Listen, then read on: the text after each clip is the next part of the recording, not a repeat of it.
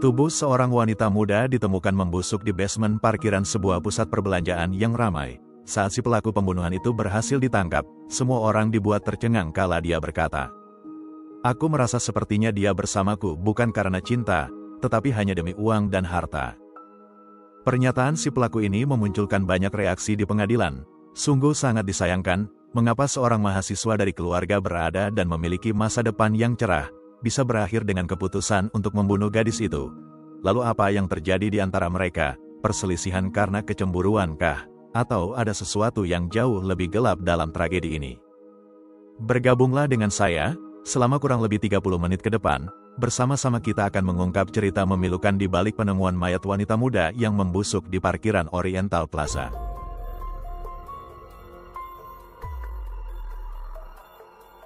Kasus ini terjadi di Beijing, China. Pada tanggal 12 April tahun 2006, mayat seorang wanita muda ditemukan dalam kondisi membusuk di basement parkiran Mall Oriental Plaza yang terletak di Jalan Wang Fujing, jalan tersibuk di kota Beijing.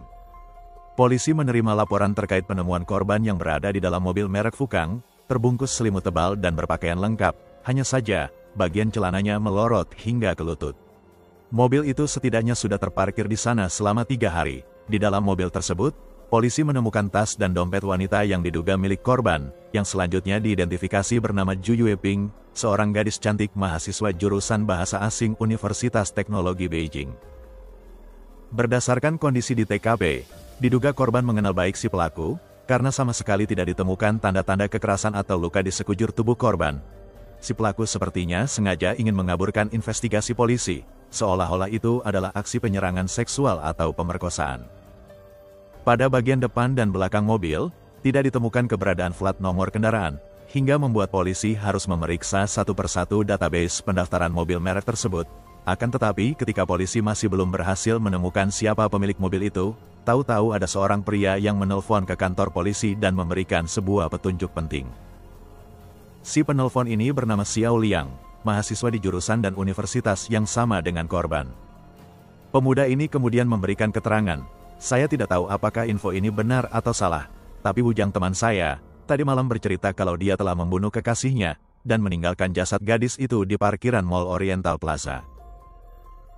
Setelah mendengar pengakuan dari Xiao Liang, polisi lalu bertanya di mana posisi Wujang sekarang, yang dijawab oleh Xiao Liang bahwa dia tidak tahu tapi dia akan mencoba untuk menghubungi temannya itu.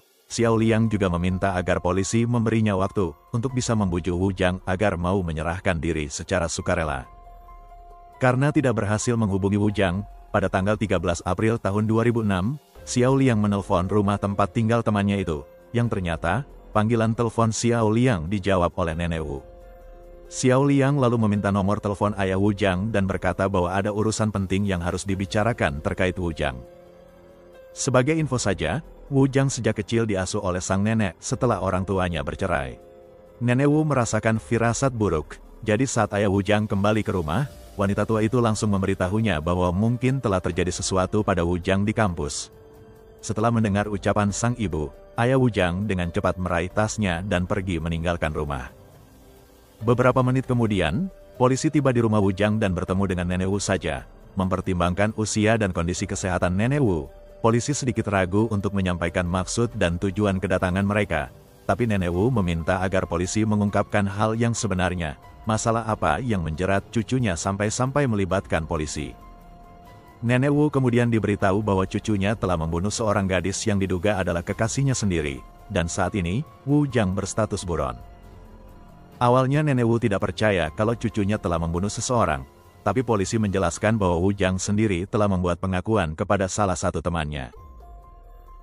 Si teman inilah yang meminta polisi memberinya kesempatan untuk menelepon Wujang dan membujuknya agar mau menyerahkan diri. Tapi karena Wujang ternyata tidak bisa dihubungi dan tidak diketahui keberadaannya, polisi akhirnya langsung melakukan pencarian terhadap pemuda itu dan menangkapnya.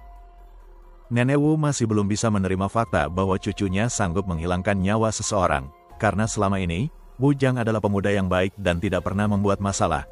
Akan tetapi, semua keyakinan Nenek Wu buyar seketika. Wujang berhasil ditangkap pada malam harinya, masih di tanggal yang sama. Saat itu Wujang menyelinap masuk ke ruang kelas untuk mengambil tasnya. Di ruang interogasi, Wujang mengakui kejahatannya.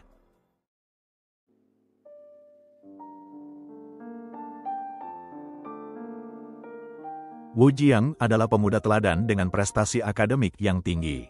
Dia memiliki kepribadian yang supel, ramah, ceria dan memiliki banyak teman. Wu Jiang lahir di dalam keluarga pegawai negeri di kota Beijing, di mana ayahnya adalah pejabat di kantor logistik pemerintah dan anggota dari Partai Komunis Cina. Akan tetapi sangat disayangkan, orang tua Wu Jiang memutuskan untuk bercerai saat dia baru berusia 2 tahun, ayahnya memenangkan hak asuh, sehingga Wu Jiang selanjutnya tinggal bersama ayah dan neneknya di Xuanwu distrik kota Beijing. Perceraian orang tuanya berdampak serius dalam tumbuh kembang Wu Jiang yang sejak kecil hanya diasuh oleh neneknya saja. Ketiadaan kasih sayang orang tua, khususnya sang ibu, membuat Wu Jiang malu dalam pergaulan dan dia selalu berusaha menyembunyikan fakta bahwa orang tuanya sudah berpisah. Pada tahun 2003, Wu Jiang berhasil diterima masuk di Universitas Teknologi Beijing di mana dia mengambil jurusan bahasa Inggris. Dengan prestasi akademiknya, Wu Jiang terpilih sebagai ketua kelas dan ketua mahasiswa jurusan. Sementara itu di rumah, mungkin karena ayahnya merasa kurang memberi perhatian dan kasih sayang, pria ini menghujani sang putra dengan uang jajan yang cukup besar, setidaknya lebih besar dari rata-rata uang saku mahasiswa lain di kampus Wu Jiang. Setiap bulan Wu Jiang mengantongi uang saku sebesar 1.000 yuan, atau sekitar 2,5 juta rupiah. Ditambah lagi, ayahnya membelikan Wu Jiang sebuah mobil seharga 100.000 yuan sebagai hadiah masuk kuliah, yaitu mobil Fukang warna silver yang menjadi TKP dalam kasus ini. Pada masa itu, masih sangat jarang bagi mahasiswa untuk memiliki mobil, jadi kemanapun dia pergi, mobil Fukang silver milik Wu Jiang senantiasa menarik perhatian. Teman-temannya berspekulasi bahwa Wu Jiang pastilah anak pejabat tinggi di pemerintahan, makanya dia bisa menikmati fasilitas seperti itu. Lebih lanjut, walaupun penampilannya biasa-biasa saja, dengan reputasinya sebagai warga asli Beijing, Wu Jiang menjadi sosok kekasih atau calon suami potensial bagi para mahasiswi di kampus. Wu Jiang dengan rendah hati tidak terlalu meladeni pujian-pujian yang ditujukan kepadanya. Dia tetap menjadi pribadi yang baik dan ramah kepada semua orang. Akan tetapi, Wu Jiang kemudian bertemu dengan Yue Ping, sebuah pertemuan yang benar-benar mengubah hidupnya. Dalam salah satu kegiatan yang diselenggarakan oleh pihak kampus, Wu Jiang dan rekan mahasiswa lainnya disibukkan dengan tugas masing-masing. Pada satu momen, seorang gadis menepuk punggungnya dan memanggil nama Wu Jiang dengan nada lembut. Wu Jiang secara naluriah menoleh dan melihat seorang gadis cantik berdiri di belakangnya. Gadis itu berkata bahwa mereka adalah teman sekelas di jurusan bahasa Inggris. Selanjutnya dia memperkenalkan namanya, Zhu Yueping. Bisa dikatakan, ini adalah momen awal dari perjalanan cinta yang akan dilalui mereka nantinya. Tapi pada saat itu, tak satu pun dari mereka yang berinisiatif untuk mengambil langkah lebih dulu. Pada semester 2 di tahun 2004, pihak universitas mengadakan kompetisi maraton yang kebetulan diikuti oleh Wu Jiang dan Yue Ping. Setelah kompetisi tersebut, mereka berdua bersama beberapa teman yang lain, memutuskan untuk pergi makan-makan, yang kebetulannya lagi, Wu Jiang dan Yue Ping duduk bersebelahan. Di momen ini, Wu Jiang dan Yue Ping terlibat dalam percakapan yang hangat, di mana perlahan-lahan, tumbuhlah perasaan yang lebih dalam di antara keduanya. Sebelum acara makan-makan itu berakhir, Wu Jiang bertukar nomor HP dengan Yue Ping. Tapi lagi-lagi, mereka hanya bertukar pesan sesekali saja dan tidak langsung masuk ke kisah romansa. Wu Jiang adalah pemuda yang tekun belajar dan sangat fokus akan masa depannya. Di 2 tahun pertama kuliah, nilainya nyaris sempurna dan menjadi yang tertinggi di angkatannya. Tak hanya menerima berbagai macam penghargaan dan beasiswa, Wu Jiang yang saat itu belum genap berusia 20 tahun, sudah berhasil masuk menjadi anggota Partai Komunis Cina. Sementara itu di lain pihak, Yue Ping juga termasuk mahasiswa yang pintar, sama seperti Wu Jiang, dia mendapatkan banyak penghargaan dan beasiswa. Tapi Yue Ping sama sekali tidak tertarik untuk bergabung dengan Partai Komunis. Alih-alih, dia bergabung menjadi reporter untuk surat kabar kampus, di mana Yue Ping bercita-cita ingin menjadi reporter berita di masa depan. Menjelang akhir semester 2 di pertengahan tahun 2004, Wu Jiang semakin sering membawa mobilnya ke kampus. Wu Jiang yang baik hati dan ramah, tidak pernah keberatan kalau ada temannya yang ingin nebeng atau numpang saat pulang dari kampus. Nah, salah satu yang kemudian sering numpang mobil Wu Jiang siapa lagi kalau bukan Yue Ping. Dari sekedar nebeng pulang, lama-kelamaan Yue Ping mulai mengajak Wu Jiang pergi ke mall, nonton bioskop, jalan-jalan keluar kota, dan beberapa kali, Yue Ping minta ditemani saat ada tugas liputan dari surat kabar universitas. Pada tanggal 19 Juli tahun 2005, Wu Jiang mengantar Yue Ping pergi ke Tianjin untuk sebuah tugas liputan. Saat mereka mampir ke sebuah toko, mereka kembali ke parkiran mendapati kaca belakang mobil pecah dan tas milik Yue Ping hilang. Selain uang dan HP-nya, tas tersebut berisi dokumen berharga hingga membuat Yue Ping menangis panik. Wu Jiang menenangkan gadis itu sambil menelpon polisi, dan untungnya, si pencuri berhasil ditangkap dan tas tangan Yue Ping kembali dengan utuh. Yue Ping sangat senang sampai-sampai dia menangis dan memeluk Wu Jiang sangat erat, tanpa adanya kalimat formalitas alias tembak-tembakan. Di momen itu, Wu Jiang dan Yue Ping memulai perjalanan cinta mereka.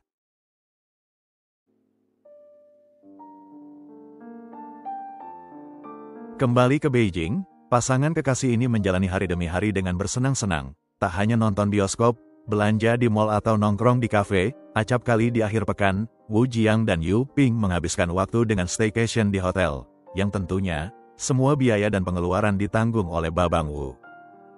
Seperti yang disebutkan sebelumnya, Wu Jiang menerima uang saku yang besar setiap bulan. Wu Jiang bukanlah pemuda yang boros dan tidak suka menghambur-hamburkan uang. Setelah masuk tahun kedua kuliah, setidaknya dia sudah memiliki tabungan sebesar 6.000 yuan, atau sekitar 13 juta rupiah. Kini setelah berpacaran dengan Yue Ping, perlahan-lahan saldo tabungannya menipis hingga mencapai titik kritis. Tapi Wu Jiang yang sudah bucin sama sekali tidak keberatan. Kalaupun uang saku dari ayahnya habis, dia masih bisa minta ke neneknya. Wu Jiang sangat mencintai Yue Ping dan ingin membuat setiap momen kebersamaan mereka menjadi kenangan yang indah. Hanya saja, kalau sedang tidak bersama Wu Jiang, Yue Ping ternyata masih suka pergi berpesta ke klub malam bersama teman-temannya, baik itu yang wanita maupun yang pria. Wu Jiang merasa tidak nyaman melihat kekasihnya sering nongkrong bersama pemuda lain, jadi dia kemukakan keberatannya kepada Yue Ping. Namun reaksi gadis itu sangat mengejutkan. Yue Ping tidak terima kalau Wu Jiang mengatur-atur hidupnya, mau pergi kemana dan sama siapa, itu bukan urusan Wu Jiang. Sementara itu di lain pihak, sebagai kekasih, Wu Jiang merasa berhak kalau dia keberatan melihat Yue Ping bergaul akrab dengan pemuda lain. Alhasil pertengkaran demi pertengkaran pun mulai terjadi, hingga akhirnya mereka berdua sepakat untuk berpisah. Beberapa hari setelah putus, Yue Ping menghubungi Wu Jiang dan meminta maaf, berkata bahwa dia menyesal dan tidak mau berpisah dengan Wu Jiang. Mereka pun kembali bersama melanjutkan kisah cinta, dan setelah berbaikan, Wu Jiang memperlakukan Yue Ping jauh lebih baik daripada sebelumnya. Pada bulan Oktober tahun 2005, pasangan ini secara resmi memperkenalkan satu sama lain kepada keluarga masing-masing. Ayah dan nenek Wu Jiang mendukung hubungan itu dan menyambut Yue Ping ke dalam keluarga mereka. Sementara itu di lain pihak, orang tua Yue Ping awalnya tidak senang mendapati putri mereka berpacaran sebelum lulus kuliah, tapi mempertimbangkan kualitas dan latar belakang keluarga Wu Jiang, mereka pun setuju dan menerima Wu Jiang sebagai calon mantu. Dengan restu dan support dari kedua belah pihak keluarga, pasangan kekasih ini semakin yakin untuk menatap masa depan, bahkan sudah mulai membicarakan pernikahan setelah mereka lulus kuliah nanti. Akan tetapi, ada satu isu krusial yang selama ini luput dari pembicaraan mereka, yaitu gaya hidup Yue Ping yang boros dan suka menghamburkan uang. Yue Ping berprinsip bahwa tugas wanita adalah cukup menjadi cantik saja, dan tugas seorang pria adalah memenuhi semua kebutuhan kekasih atau istri. Jadi Yue Ping terus saja minta dibelikan ini dan itu, tanpa mikir kalau Wu Jiang sejatinya masih mahasiswa, yang cuma mengandalkan uang saku bulanan dari sang ayah. Uang tabungannya sudah habis dan uang dari neneknya juga tidak mampu mencukupi kebutuhan belanja Yue Ping.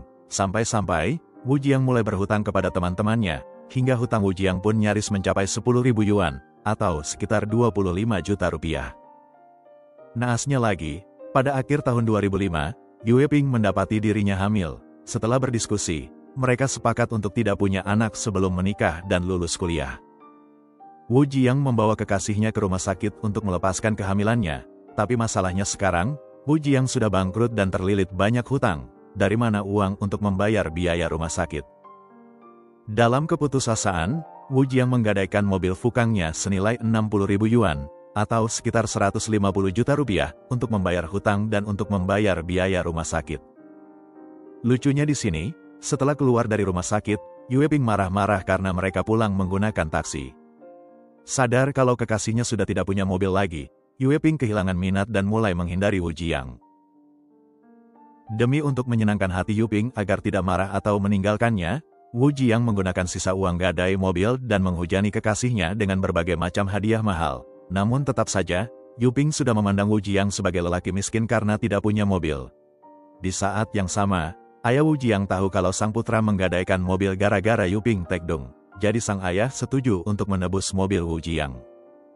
Kini Wu Jiang sudah punya mobil lagi, Yue Ping akhirnya mau kembali ke pelukannya. Tapi walaupun sudah punya mobil, Wu Jiang tidak bisa lagi memanjakan sang kekasih karena uang jajannya sudah dibatasi sang ayah.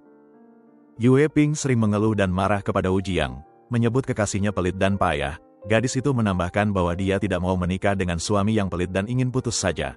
Tapi Wu Jiang ngotot tidak mau pisah. Di masa-masa galaunya, Wu Jiang memperhatikan banyak orang yang mendapatkan uang dari lotre. Pemuda ini tergiur untuk membeli banyak tiket lotre, namun hasilnya nihil, menang tidak uang malah habis. Saat Wu Jiang memutar otak untuk bisa memanjakan kekasihnya lagi seperti dulu, Yue Ping terus-menerus mengajak untuk mengakhiri hubungan mereka. Di masa genting ini, Wu Jiang berjanji bahwa dia akan segera menikahi Yue Ping supaya bisa menerima warisan yang sudah dijanjikan ayahnya. Jadi ayahnya memang menjanjikan akan memberi Wu Jiang sebuah rumah yang dulu ditempati oleh orang tua Wu Jiang sebelum mereka bercerai. Sang ayah berjanji akan memberi rumah itu kepada Wu Jiang setelah dia menikah nanti. Harga rumah itu ditaksir bernilai jutaan yuan, dan untuk sementara masih dikontrakan kepada orang lain. Mendengar bahwa kekasihnya akan memiliki rumah dengan harga setinggi itu, mata Yue Ping berbinar dan senyumnya kembali merekah. Dengan penuh antusias, Yue Ping menyarankan agar rumah itu tidak dikontrakkan lagi. Sebagai gantinya, mereka berdua yang akan tinggal di sana karena kebetulan lokasi rumah tersebut dekat dengan kampus. Lebih lanjut, Yue Ping mulai mengajak Wu Jiang untuk melihat-lihat furnitur dan peralatan rumah tangga yang akan mereka gunakan nanti. Wu Jiang mengiya-iyakan saja dan berpikir kalau masalahnya sudah selesai. Tapi tanpa diduga-duga, pada awal tahun 2006, ayahnya menikah lagi karena kekasih sang ayah ternyata hamil. Mungkin ini yang disebut buah tak jatuh jauh dari pohonnya, gak bapak gak anak, sama saja kelakuannya.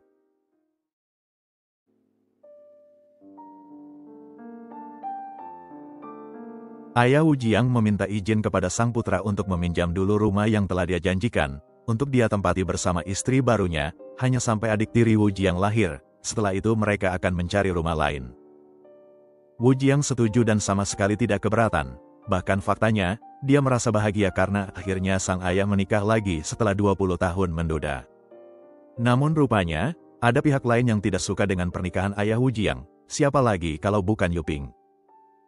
Gadis ini menganggap ibu tiri kekasihnya akan menjadi kerikil tajam yang akan menghalanginya untuk mendapatkan rumah tersebut. Menurut Yue Ping, ibu tiri Wu Jiang nanti pasti akan berusaha untuk menyabotase rumah tersebut, dan berusaha untuk memiliki rumah itu untuk anak kandungnya kelak. Setiap kali mereka bersama, Yue Ping terus membahas masalah rumah. Tak peduli sekeras apapun Wu Jiang berusaha menghindari topik pembicaraan soal rumah, Yue Ping tetap memanas-manasi Wu Jiang agar tidak mengizinkan sang ayah menempati rumah tersebut bersama istri barunya. Pada satu momen, emosi Yue Ping meledak dan dia menangis sejadi-jadinya. Yue Ping menuduh Wu Jiang tidak peduli dengannya dan anak mereka nanti. Dia sangat yakin kalau ibu tiri Wu Jiang pasti akan merebut rumah itu. Wu Jiang masih berusaha untuk tenang dan yakin bahwa suatu saat rumah itu pasti akan diberikan kepadanya. Tapi tidak dengan Yue Ping, dia tetap bersikeras agar ayah dan ibu tiri Wu Jiang tidak pindah ke rumah itu, seakan-akan rumah itu adalah warisan nenek moyangnya 7 turunan. Seperti yang sudah disebutkan sebelumnya, rumah itu masih disewakan kepada orang lain, dan masa sewanya berakhir di bulan April tahun 2006. Ayah Wu Jiang rencananya akan pindah ke sana setelah penyewa itu pindah. Yue Ping tak kalah sengitnya mengajak Wu Jiang untuk pindah lebih dulu ke rumah itu. Menurut Yue Ping, ayah Wu Jiang dan ibu tirinya sudah tidak bisa berbuat apa-apa lagi kalau mereka sudah lebih dulu tinggal di sana. Wu Jiang benar-benar tertekan berada di antara keserakahan sang kekasih dan kebahagiaan ayahnya. Pada tanggal 8 April tahun 2006, Yue Ping menelpon kekasihnya dan memberitahu bahwa ada obral besar-besaran di IKEA. Mereka berdua lalu pergi ke sana dan membeli berbagai macam barang serta peralatan dapur. Setelah membawa pulang barang belanjaan mereka, Yue Ping merasa masih ada yang kurang dan mengajak Wu Jiang kembali ke IKEA, tapi ternyata toko sudah tutup. Dari sana, Wu Jiang dan Yuping berkendara ke kampus karena ada barang yang mau dia ambil. Namun di sepanjang perjalanan, Yuping terus membahas tentang rumah, bertanya kapan mereka akan pindah ke sana, apakah mereka perlu mengecat ulang dinding rumah dan mengganti furnitur di sana, dan masih banyak lagi celotehan Yuping hingga membuat Wu Jiang merasa gerah. Dia lalu memarkirkan mobilnya di depan gedung Fakultas Ekonomi dan mengajak Yuping untuk bicara baik-baik. Wu Jiang menjelaskan bahwa mereka tidak akan pindah ke rumah itu untuk sekarang. Cepat atau lambat rumah itu pasti akan menjadi miliknya. Jadi biarkan saja ayahnya dan istri baru sang ayah menempati rumah itu untuk setahun atau 2 tahun. Mendengar penjelasan ini, Yuping murka dan memaki-maki Wu Jiang. Gadis ini berkata, "Bagaimana aku bisa memberi penjelasan kepada orang bodoh seperti kamu? Seorang ibu tiri dan adik tiri, apa masih belum jelas untukmu? Ayahmu yang bodoh pasti akan memberikan rumah itu kepada anak barunya." Mendengar Yuping menyebut dia dan ayahnya bodoh, Wu Jiang masih berusaha keras untuk menahan emosinya dan berkata, "Kenapa kau begitu ingin memiliki rumah itu?" Mendengar pertanyaan Wu Jiang, Yuping terdiam sebentar. Selanjutnya dia mulai mengajak kekasihnya bermesraan untuk meredakan amarah Wu Jiang. Akan tetapi, saat kekesalan Wu Jiang sudah mereda dan pemuda ini mulai terlena, tiba-tiba Yuping berbisik ke telinga Wu Jiang dan berkata, "Setelah ini kita ambil kunci dan pindah ke rumah itu." Sontak darah Wu Jiang naik ke ubun-ubun mendengar kalimat tersebut. Rumah lagi, itu saja yang dibahas oleh kekasihnya. Wu Jiang tersadar bahwa Yuping hanya mengincar harta dan tidak mencintainya. Dalam sekejap rasa cintanya kepada Yuping menguap entah kemana, berganti dengan rasa marah dan benci. Wu Jiang mencekik Yuping dengan kedua tangannya. Su Yuping tidak sempat bereaksi atau mencoba untuk mengelak. Dalam hitungan menit, wajahnya membiru dan tubuhnya tidak bergerak lagi. Melihat kekasihnya sudah tak bernyawa, Wu Jiang panik dan tak tahu apa yang harus dia lakukan. Wu Jiang segera memakaikan lagi baju Yuping dan menutupi tubuhnya menggunakan selimut tebal yang baru mereka beli dari IKEA. Wu Jiang mengemudikan mobilnya meninggalkan parkiran Fakultas Ekonomi lalu menuju ke jalan tol. Yang ada di pikirannya saat itu adalah membuang jasad Yuping keluar kota. Namun setelah berjam-jam berkendara di jalan hingga bensin mobilnya habis, Wu Jiang masih belum tahu mau membuang jasad kekasihnya kemana. Dia selanjutnya mengisi bahan bakar di SPBU dan mengemudikan mobilnya menuju Oriental Plaza. Setelah memarkirkan mobilnya, Wu Jiang melepaskan plat mobil tersebut dan berjalan kaki keluar dari parkiran mall tersebut. Selama 3 hari berikutnya, dia berkeliling tanpa arah dan tujuan mau kemana. Wu Jiang sempat berpikir ingin menyusul kekasihnya, tapi dia tidak tega meninggalkan ayah dan neneknya. Dini hari di tanggal 12 April tahun 2006, Zhao Liang sahabat Wu Jiang menelpon dan menanyakan kabarnya. Mendengar suara Wu Jiang yang gemetar, Zhao Liang langsung menjemput Wu Jiang dan membawanya ke asrama. Tapi begitu masuk ke kamar asrama Zhao Liang, Wu Jiang langsung membuat pengakuan bahwa dia telah mencekik Yuping sampai mati, dan meninggalkannya di dalam mobil yang terparkir di Oriental Plaza. Zhao Liang shock mendengar pengakuan yang sangat mengejutkan ini. Tapi sebelum dia sempat bereaksi, Wu Jiang langsung pergi lagi meninggalkan asrama. Zhao Liang masih berharap kalau Wu Jiang hanya bercanda atau mengerjainya, tapi hatinya tetap cemas dan mencoba untuk menghubungi Yuping. Dan benar saja, HP Yuping tidak aktif. Zhao Liang lalu menelpon beberapa teman gadis itu, yang mengaku bahwa mereka tidak bisa menghubungi Yuping selama 3 hari terakhir. Zhao Liang kini yakin bahwa pengakuan Wu Jiang adalah benar, jadi dia memutuskan untuk menelpon polisi. Di saat yang sama, polisi ternyata sudah menemukan jasad Yuping yang berada di dalam mobil di parkiran Oriental Plaza.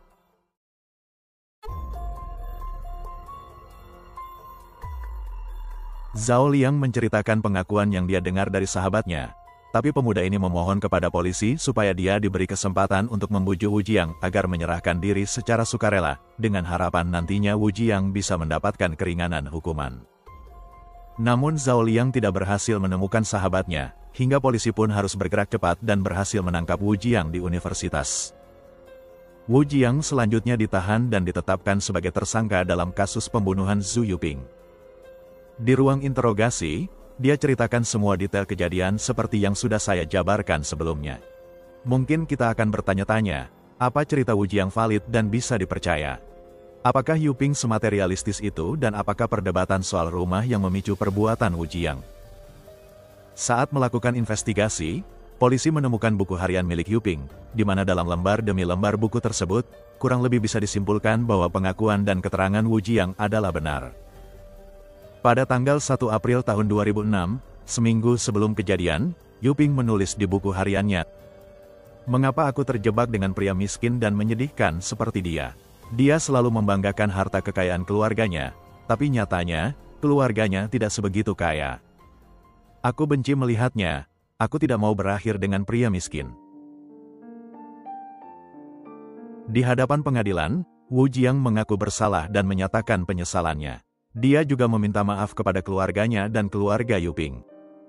Pada bulan Desember tahun 2006, hakim menjatuhkan vonis hukuman mati bagi Wu Jiang dengan penundaan selama 2 tahun, yang artinya, kalau selama 2 tahun ke depan Wu Jiang berkelakuan baik dan tidak terbukti melakukan kejahatan lain, kemungkinan besar, hukumannya akan dikurangi menjadi hukuman penjara seumur hidup, atau bahkan bisa lebih ringan lagi. Alih-alih mengecam perbuatannya, banyak orang yang merasa kasihan terhadap Wu Jiang. Seorang pemuda dengan masa depan yang sangat cerah, harus kehilangan segala-galanya karena emosi sesaat yang tidak terkendali. Tak sedikit juga yang mengecam Yuping karena sifatnya yang terlalu materialistis. Andai dia tidak mendesak dan memojokkan Wu Jiang, mungkin dia masih hidup hingga sekarang. Lalu bagaimana pendapat kalian mengenai kasus ini? Apakah perbuatan Wu Jiang bisa dimaklumi? Apakah kalian bersimpati terhadap Wu Jiang atau Xu Yuping? Silakan sampaikan pendapat kalian di kolom komentar. Itulah tadi kisah nyata kasus kriminal kita untuk hari ini. Semoga ada pelajaran berharga yang bisa kita petik dari tragedi Wu Jiang dan Xu Yuping. Terima kasih sudah menonton video ini hingga selesai. Jaga kesehatan selalu, dan sampai jumpa lagi di kisah nyata kasus kriminal berikutnya, dari channel The Purbas.